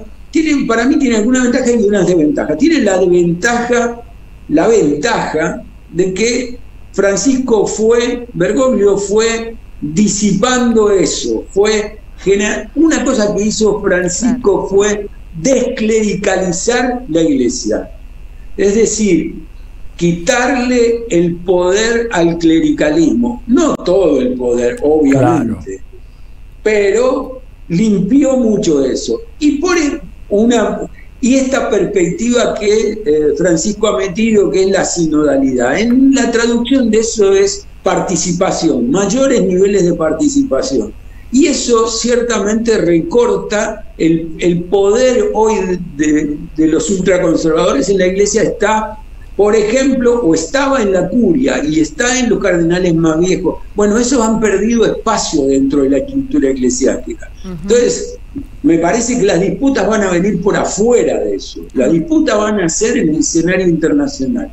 Ahí creo que la personalidad de Prevost, la personalidad de León XIV es menos fuerte, menos consolidada en términos de gestión pública que la de Bergoglio. Pero habrá que ver cómo se desarrolla, ¿no? Habrá que ver también, muchas veces, por lo menos yo lo dije muchas veces, lo escribí otras tantas, Francisco fue mucho más que Bergoglio. Y creo que la responsabilidad es un cargo tan trascendental, y más en el escenario político internacional, mundial, como que tiene hoy el jefe de la Iglesia Católica, también modifica a las personas. Así que habrá que ver cómo evoluciona. Hoy mismo, en su presentación a los cardenales esta mañana, lo que dijo León XIV, lo que hizo es 4 veces, en una página, 4 veces dijo: yo voy a seguir el legado de Francisco. Y esto me parece muy importante, muy significativo. Estamos hablando con Washington Uranga, especialista en temas y análisis de la Iglesia, y Telma Luzzani te quiere hacer una pregunta. ¿Qué tal, Washington? Justamente vos decías seguir el legado de Francisco, ¿no? Yo estuve hablando con varias personas para conocer un poco más de este tema, y Carlos Custer, que fue justamente embajador nuestro en el Vaticano, me comentaba que uno de los temores de Francisco era el temor al cisma.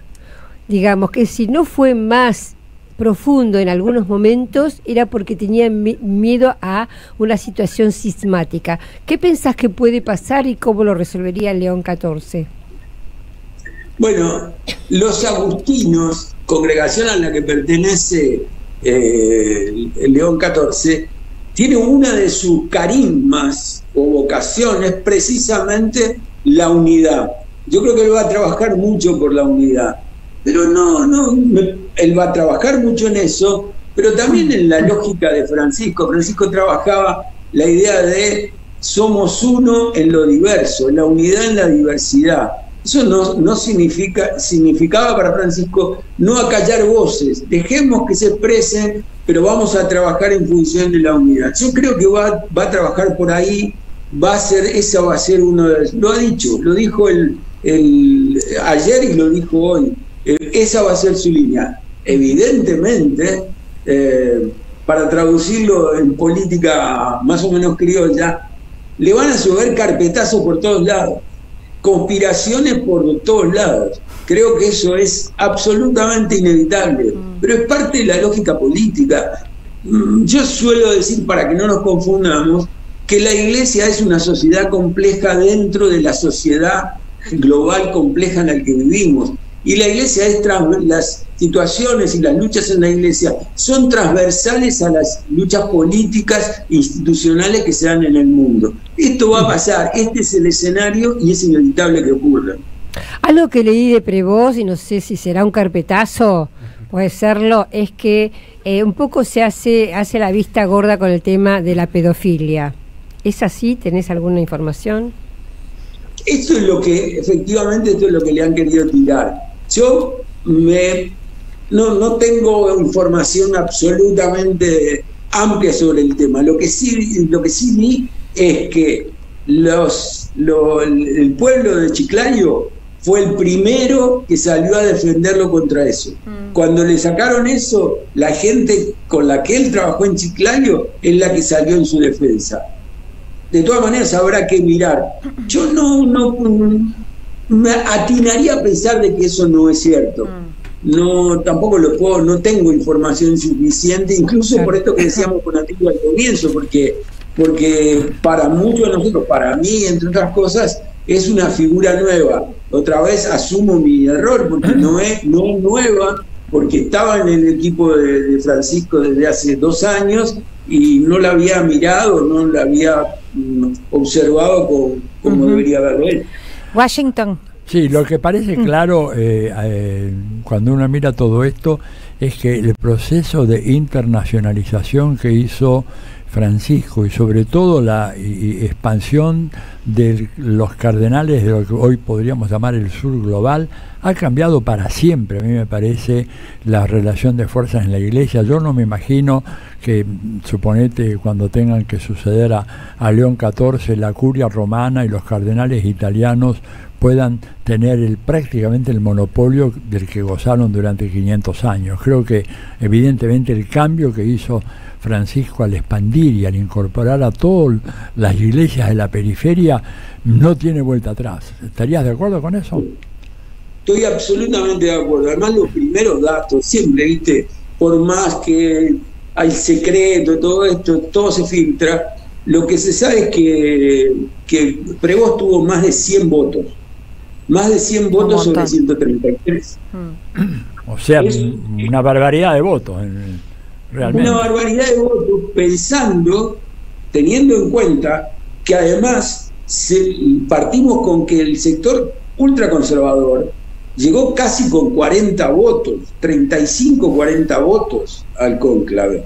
Entonces, está claro que hay un cambio de rumbo, pero además lo que vos decías, se internacionalizó y además Francisco trabajó sobre la idea de las periferias. Hay un cardenal de Mogolia, ¿sí? Es decir, los italianos conservan, dicen, pero ¿cómo si allá, digo, un cardenal que tiene 2.000 fieles y yo tengo 2 millones en mi diócesis, pero ¿cómo es esto? Bueno, eso es el camino de la sinodalidad y la participación. Que las mujeres puedan votar en el sínodo, pero ¿cómo que las mujeres puedan votar en el sínodo? Nos parece debería ser, llegamos tarde, la iglesia llegó tarde, pero eso es lo que Francisco instaló y eso es lo que Francisco, yo creo que como vos Atilio, que dio vuelta una página que no tiene vuelta atrás. Y no tiene vuelta atrás porque también en la iglesia hay conciencia de que no hay otra forma de dialogar con el mundo y de estar presente en el escenario como que sea distinta a esa, ¿no? Y es cierto que hubo, Washington, ¿qué tal? Te saluda Paula Klachko. ¿Es cierto que hubo fumata rosa? No tengo idea. Porque salió en el página, no llegué a leer la nota, pero hay una nota en el página 12 que dice el título que hubo fumata rosa. Hay una foto incluso en el Vaticano. Un grupo de mujeres, claro, en Roma prendieron, digamos. No los cardenales ahí discutiendo. No. Después, ya con León XIV, ¿no? Ya elegido y todo. Bueno, pero te hago 3 preguntitas medio, a ver si para ir terminando la entrevista. También, así como al pasar, así como Telma escuchó eso, yo escuché también que León XIV tenía posición bien anti-Putin. Te pregunto sobre eso. También sobre cómo lo perciben, cómo percibe la iglesia en Argentina, que también tuvo realmente, yo no soy especialista para nada, pero entiendo que hubo un cambio bastante importante aquí en las autoridades eclesiásticas en Argentina, también un giro, no voy a decir a la izquierda, pero hacia una iglesia mucho más progresista, por lo menos que antes, que en los 90, ¿no? En la iglesia cómplice con el neoliberalismo, con la dictadura, bueno. Y por último, no sé si nos podés decir una palabra sobre, también tiene que ver con, por ahí, mi propio analfabetismo, pero sobre el tema de los agustinos, ¿no? Una orden mucho menos conocida que los jesuitas o que otras, por lo menos para mí. ¿Qué significación tiene eso en el presente, que sea agustino? A ver, vamos por partes. Sí, es mucho, perdón. No, está bien. Empiezo por lo de los agustinos. La característica de los agustinos, así como los jesuitas tienen el carisma de lo intelectual, los agustinos trabajan sobre 2 ideas. Uno, la misión, es decir, una práctica misionera. Van hacia los confines del mundo, hacia la periferia, hacia los bordes. Siempre es eso. Junto con eso, la unidad de la iglesia, como lo planteaba antes.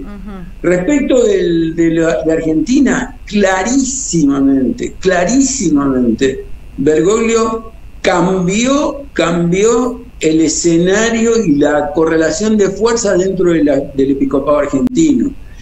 Digamos, solamente para dar un ejemplo, primero, o un par de ejemplos, el promedio de edad de los obispos argentinos bajó sustancialmente. Hay obispos de 50 años. Y esto no ocurría antes, no ocurría de ninguna manera.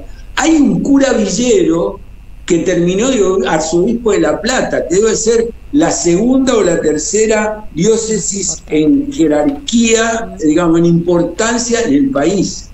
El mismo arzobispo de Buenos Aires viene de trabajar en villas. El presidente de la Conferencia Episcopal Argentina, Marcelo Colombo, arzobispo de Mendoza, es el que promovió, el que llevó adelante el proceso de reconocimiento, de canonización, de beatificación del obispo mártir Enrique Angelegui, asesinado en la dictadura militar. Digamos, a ver, son datos, ahí no hay especulaciones, esos son los datos. Y Marcelo Colombo fue elegido en la Conferencia Episcopal por la mayoría, por los 2/3 de los votos de la Conferencia Episcopal. Los obispos votan en la Conferencia Episcopal, votan secretamente y eligen sus autoridades. Entonces digo, ahí hay cambios. Y no me acuerdo ya la primera pregunta. No, pero te preguntaba también la posición de la Iglesia Argentina con esta nueva cara que tiene respecto de León XIV.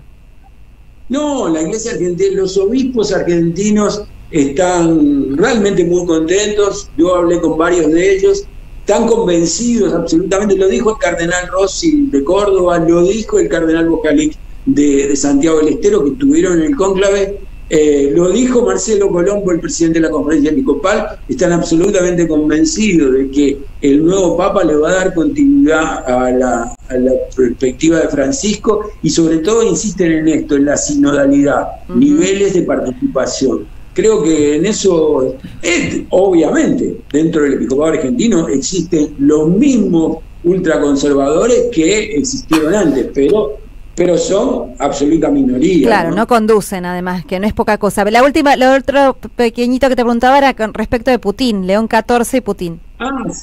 Sí, ahí mirá, sí hay algunas declaraciones muy duras contra Putin, en realidad vinculados además a la guerra con Ucrania, ¿no? Y ahí lo que pasa es que hay que entender que él en eso no se metió demasiado, porque eso no es un tema que maneja la Congregación para los Obispos, y ahí se respetan también en eso. Eso lo manejaba en principio el cardenal Parolin, secretario de Estado, pero además Zuppi, el italiano Zuppi, a quien específicamente Bergoglio encargó de la negociación entre Ucrania y Rusia. Entonces, hay algunas declaraciones claramente contra Putin, pero restringido en su ámbito, porque esa no era su incumbencia en el Vaticano. Bien, Zuppi, que era otro de los papables. Bueno, excelente. Sí, entonces tenemos ahí una descripción fresco que nos ha pintado Washington, que nos permite entender un poco más esto que está ocurriendo ahora y que evidentemente va a tener su implicación en el escenario internacional, en todo esto que hablábamos recién sobre Xi Jinping y Rusia y todo. Y el fascismo, y todo lo demás. Así que bueno, muchas gracias, Washington. Estaremos molestándote en otro momento, ¿verdad? No, al contrario, muchas gracias. Una última cosa. Dale. Lo que creo que sí va a seguir claramente es el proceso de vinculación de la Iglesia Católica con China. Camino que abrió Bergoglio y no terminó. Columna para Marce. Súper interesante. Bien interesante, por cierto. Sí, bueno, parece. Gran abrazo, Washington. Un abrazo a todos. Adiós. Hasta pronto. Bueno, que es muy interesante. No debe haber muchos católicos en China igual, ¿no? No sé, la verdad que no tengo ni idea el porcentaje. Hay un sector, pensá que ya los jesuitas llegaron a China. Claro, es verdad. Hace muchos años. Algunos de los libros más que se pueden leer sobre historia de la sociedad china en la época de la dinastía son escritos por jesuitas. Claro. ¿no? Entonces no es un grupo minoritario, pero hay una comunidad católica. Que bueno, que en China igual decir minoritario pueden ser 20 millones, claro, el tema es ese, 50 millones, si son claro, puede ser toda la población de Argentina y en fin. Vamos a una tanda en Diálogo Internacional y enseguida regresamos. Diálogo Internacional. Atilio Borón en AM530. Somos Radio. Deja tu mensaje en nuestra línea de oyentes de WhatsApp. 11 3200 0530. Somos Radio. AM530. El destino de tus vacaciones está en Turismo Cabal. Viví los momentos que querés, con viajes armados a tu medida, con las mejores ofertas y los paquetes que buscas, con más de 35 años de experiencia. Entra en www.turismocabal.com.ar y encontrá las vacaciones que necesitas. Turismo Cabal. Seguridad en viajes. Destinada a la cartera de consumo. Más información en www.turismocabal.tour.ar. Tronador, agua mineral, botellones y dispenser para el hogar y la oficina. Hacé tu pedido al 4201-2627 o mandanos un mail a info@aguatronador.com.ar. Tronador, agua de mesa envasada. 12 de octubre 632 en Avellaneda. Los sábados a la medianoche en AM530 son de Criminal Mambo. Beto Nacarado, junto a Marcelo Rubio y Martín Sancia Camuamichi, traen reportajes, humor, libros, rock e ironía. Criminal Mambo, bailando en el Titanic. Los sábados a la medianoche en AM530. Construimos comunidad. Buscamos la verdad. Siempre. En Lanús trabajamos por una ciudad más segura. Inauguramos la primera base de operaciones de la Fuerza Barrial de Aproximación de la Policía Bonaerense e incorporamos 20 móviles y 240 efectivos policiales.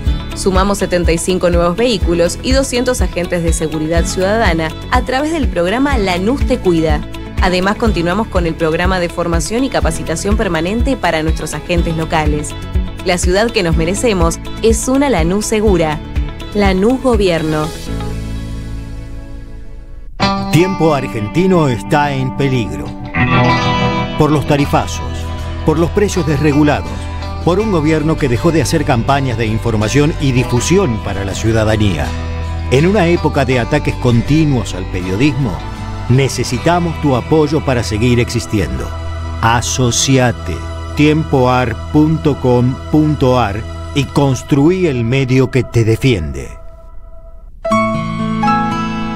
Eve de Bonafini, ejemplo de lucha, siempre acá, dándole calor al corazón. Costó mucho mantener la radio, muchísimo, ¿no? Hubo muchos tiempos de mala onda, de pandemia, de que me la querían quitar, de todo, bueno, pero a capa y espada la defendimos y mira, ahora está ocupando un lugar importante porque ha mejorado muchísimo la radio. AM530. Somos Radio. Somos EVE. Diálogo Internacional. Hasta las 20 en AM530. Somos Radio.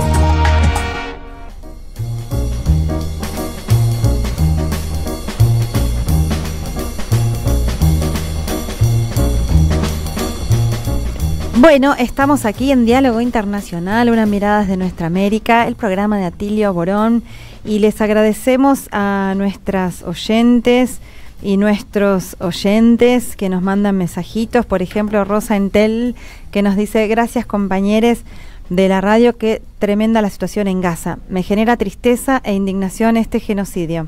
¿Hasta cuándo la comunidad internacional tolerará el intento de Israel de destruir el pueblo palestino? Siempre tan interesante el programa. Muchas gracias, Rosa, querida Rosa. Carlos de la Plata también se suma a pedir el libro. Dice que agrega que los padres de Prevost decidieron que su hijo sea norteamericano, en cambio fue él quien decidió ser peruano. Y claro, sí, fue una elección absolutamente consciente. Bueno, hay un montón de oyentes que están pidiendo el libro, por ejemplo. Nos manda también saludos Roberto Casella desde Italia. Un abrazo, también. Roberto. Abrazo fuerte. A ver, Gustavo García, Cristian Javier Ruggeri, Héctor de Martínez, Antonio, Gladys del Palomar, Alicia Marta, Bernardo Borenholtz. Son mensajes, son compañeros que nos estuvieron mandando mensajes y estuvimos leyendo. También Roberto, Miguel de Bécar, Julián de Córdoba, Silvina María Sati, Mario de Mataderos, que dice, bueno, nos agradece por el tema de la Segunda Guerra Mundial que estuvimos tratando. Ricardo de Belgrano, Carlos de la Plata, ya lo leí el de Carlos de la Plata. Marcelo de Arrecifes, que nos escucha también siempre, igual que Sergio de Las Heras, también nos manda acá varios mensajitos. Acá hay uno que nos dice excelente el programa, pero no pone el nombre, tienen que acordarse de poner el nombre.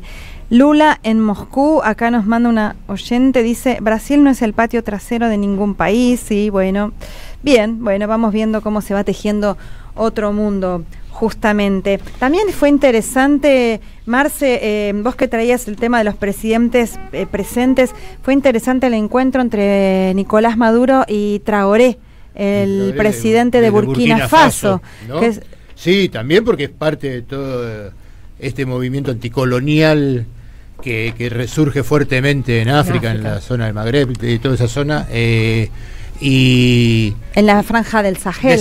Perdón. En la franja del Sahel. En la franja del Sahel. Que son tres países, que Mali, Burkina Faso, y que anticoloniales. Claro, que hubo revoluciones, levantamientos militares muy interesantes. Que han estado expulsando a lo que quedaba de los franceses, del colonialismo francés, y están fortaleciendo acuerdos con la Federación Rusa, ¿no?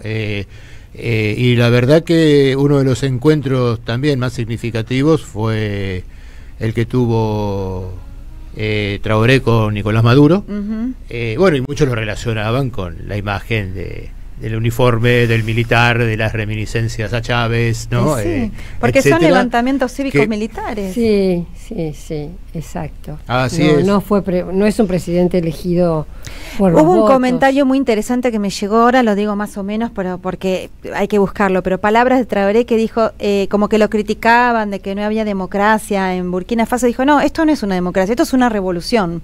Claro. Y una revolución contra el colonialismo francés, contra tantos, decenas de años de tanta sufrimiento, una revolución sí se hace con sacrificio, se hace con esfuerzo, y vamos a construir la sociedad que tengamos que construir, pero esto es una revolución, me pareció muy interesante. Bueno, seguro que esas críticas vienen de quienes defienden las supuestas democracias autoritarias y dictaduras que impulsó Estados Unidos y sigue impulsando en todos lados, ¿no? Las democracias donde Francia ponía el presidente. Claro, esa era la democracia. Cuando eran colonia eran democráticas, claro. Así es, tal cual. Bueno, y otra cosita también que queríamos agregar, que vamos a tomar más en profundidad en otro programa, porque ahora ya estamos terminando, pero la lucha que se está dando en Panamá, están hace más de 3 semanas en una huelga realmente importante. Por ahí no son el tipo de huelgas que tenemos en nuestro país, que se paraliza, ¿no? Que nuestro movimiento obrero organizado logra realmente paralizar todo el país, pero sí están los docentes en huelga hace 3 semanas, los trabajadores de la construcción, el Suntrax, que es el sindicato más importante, que bueno, realmente es importante, tiene un peso muy, muy fuerte, se han sumado en los últimos días médicos, odontólogos, bueno, y otra serie de ramas de trabajadores que se vienen sumando a esta huelga tan larga, y también el movimiento estudiantil, el movimiento universitario, protagonizando marchas en las calles que son reprimidas. La lucha es contra la militarización, de la cual hablamos aquí en el programa y entrevistamos hace unos años atrás, la militarización producto de un acuerdo entre el presidente Mulino de Panamá con el gobierno de Donald Trump, que quiere reapropiarse del Canal de Panamá, y hay acuerdos de remilitarización del territorio, lo cual para los panameños y las panameñas es terrible, porque trae el recuerdo de la impronta de la invasión a Panamá, donde hubo más de 5.000 muertos, ¿no? Y tenían que soportar a los marines ahí en las calles, y ahora otra vez andan como panchos por su casa en Panamá. Y también contra la reactivación de la mina a cielo abierto, y también contra la privatización de las pensiones y jubilaciones. Así es, recuerdo que por las presiones de Trump también Panamá se retiró del acuerdo de la Franja y la Ruta. Claro, eso es muy importante también. También está marcando cómo Trump está buscando que Panamá quede totalmente alineado Y las casi como un protectorado, ¿no? Y las empresas de Hong Kong en el canal de Panamá. Exactamente. Así es. Bueno, hay una ofensiva muy fuerte de el sucesor Huxley, ¿no? Es el sucesor de Laura Richardson también. En el Comando Sur. Recorriéndolo en nuestros países. Estuvo Marco Rubio. Creo que Marco fue Rubio. Inmediatamente, poquitos días después que asumió Donald Trump. Fue una de las primeras visitas de Marco Rubio, claro. Ir a presionar a Bulino. En Perú también en estos días, hablando del Papa peruano, en Perú estuvo también Pete Hegseth, el secretario de Defensa de Estados Unidos, también en la misma tónica de lo que decimos, diciéndole, en gira permanente por la región. gira permanente, diciéndole al gobierno peruano, al canciller, al ministro de Defensa peruano, que frene la presencia de China en Perú, porque era una gran amenaza. Recordemos el puerto de Chancay, ¿no? Que hizo China en costa peruana. Tarde para frenar cuando tenés el mayor puerto del Pacífico operado por los chinos, moderno, funcionando todo el tiempo, ¿no? Hablan del peligro de la amenaza maligna de China en América, ¿no? Ya también empiezan con esas cosas de la doctrina. Es una política que están llevando disciplinadamente. El manual lo están aplicando disciplinadamente en todos los países de América Latina y el Caribe. Y vienen con el mismo discurso, y las diferencias es cómo lo recepciona y hasta dónde se planta cada uno de los gobiernos. Exactamente. Sí, igualmente con poco éxito, porque el otro día leía un artículo un ensayo que escribió Claudio Katz, que está publicado dentro de un libro que recopilaron Leandro Morgenfeld y Gabriel Merino, sobre Estados Unidos, China y América Latina. Y decía una cosa muy interesante. Claudio Katz decía que es cierto, las presiones son brutales de Estados Unidos, del Pentágono, etcétera, pero ni pudieron con Macri, ni pudieron con Bolsonaro. O sea, Bolsonaro no sacó a Brasil de los BRICS, Macri no terminó con todas las concesiones o acuerdos que Argentina tenía. Es decir, es cierto que quieren hacerlo, pero les cuesta mucho. El mismo puerto de Chancay en Perú está bajo el gobierno de facto de Dina Boluarte, más conservador, que no se consigue. Total, cuyo golpe de Estado fue hecho con la venia y el apoyo de Estados Unidos, o sea que recibieron a Xi Jinping. Por eso vemos en el puerto de Chancay. Fue el encuentro, además. De la PEC, claro. Y vemos no es solo ideológica la cuestión. Vemos la penetración china de la fortaleza, porque no es una penetración militar ni extorsiva, sino que de comercio, de infraestructuras interesantes, como el puerto de súper mega moderno. O sea, es muy difícil de parar eso, ¿no? Así es. Y después otra cosita que quería comentar antes de que se nos vaya el programa, que también aportar a la campaña internacional que está desplegando la República Bolivariana de Venezuela, porque en estas también atrocidades que venimos comentando, ya que hablamos de fascismo y lo comentamos siempre, las deportaciones bien fascistas que hace el gobierno de Donald Trump a otro fascista, Bukele, por ejemplo, en las cárceles o a Guantánamo o a las cárceles esas que llama el SECOD contra el terrorismo, qué sé yo, en El Salvador. En estas deportaciones algunas forzadas y otras son repatriaciones que hace el gobierno de Venezuela con el plan Vuelta a la Patria. Se produjo la separación de una madre muy jovencita de su bebé de 2 años, y el bebé quedó secuestrado a último momento. La hicieron subir a la fuerza a la mamá a un avión, y al bebé no lo dejaron subir y lo retuvieron y lo secuestraron, y que se lo entregaron a, qué sé yo, una familia sustituta. La cuestión es que secuestraron al niño y hay toda una campaña internacional para que devuelvan a la bebé, que se llama Michaelis Espinosa. Así que es importante tomar conciencia, porque el fascismo se expresa en lo grande y en los genocidios, pero también se expresa en estas cuestiones. Y me hace acordar mucho, Marce, Telma, a lo de Elian González, ¿se acuerdan? Claro. Sí. El niño Elian González, la gran batalla en los 90. El retorno de Elian.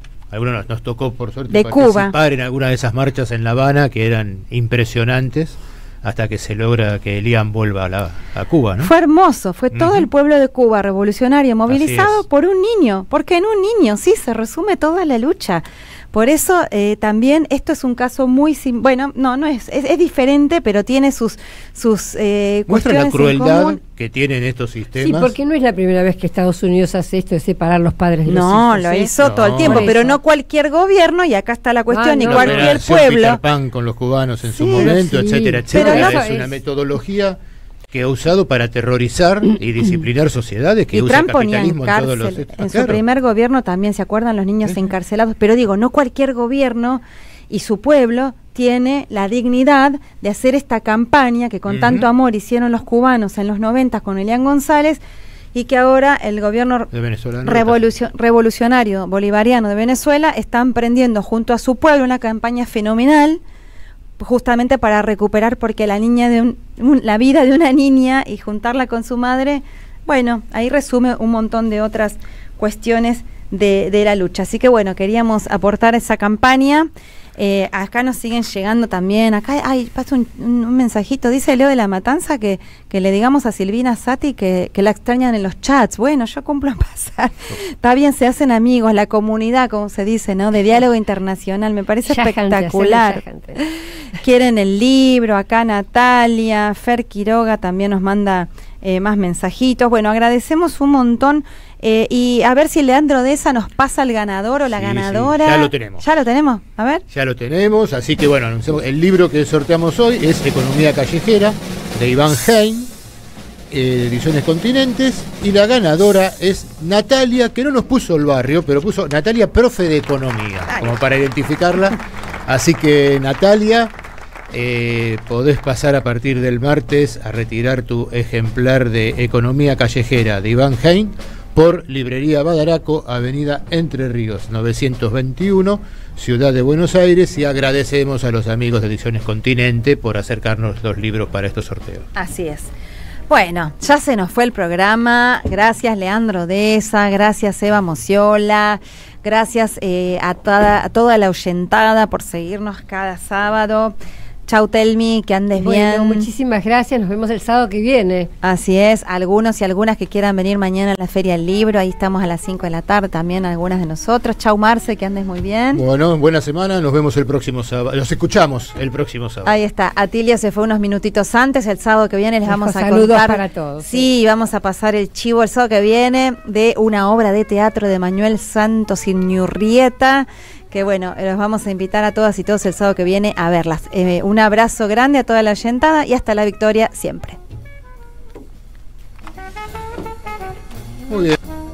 Atilio Borón, Telma Luzani, Federico Montero, Paula Clasco, Marcelo Rodríguez, Florencia Turci Colombo. Diálogo Internacional en AM530. Somos Radio. AM530. Somos Radio. Tronador, agua mineral, botellones y dispenser para el hogar y la oficina. Hacé tu pedido al 4201-2627 o mándanos un mail a info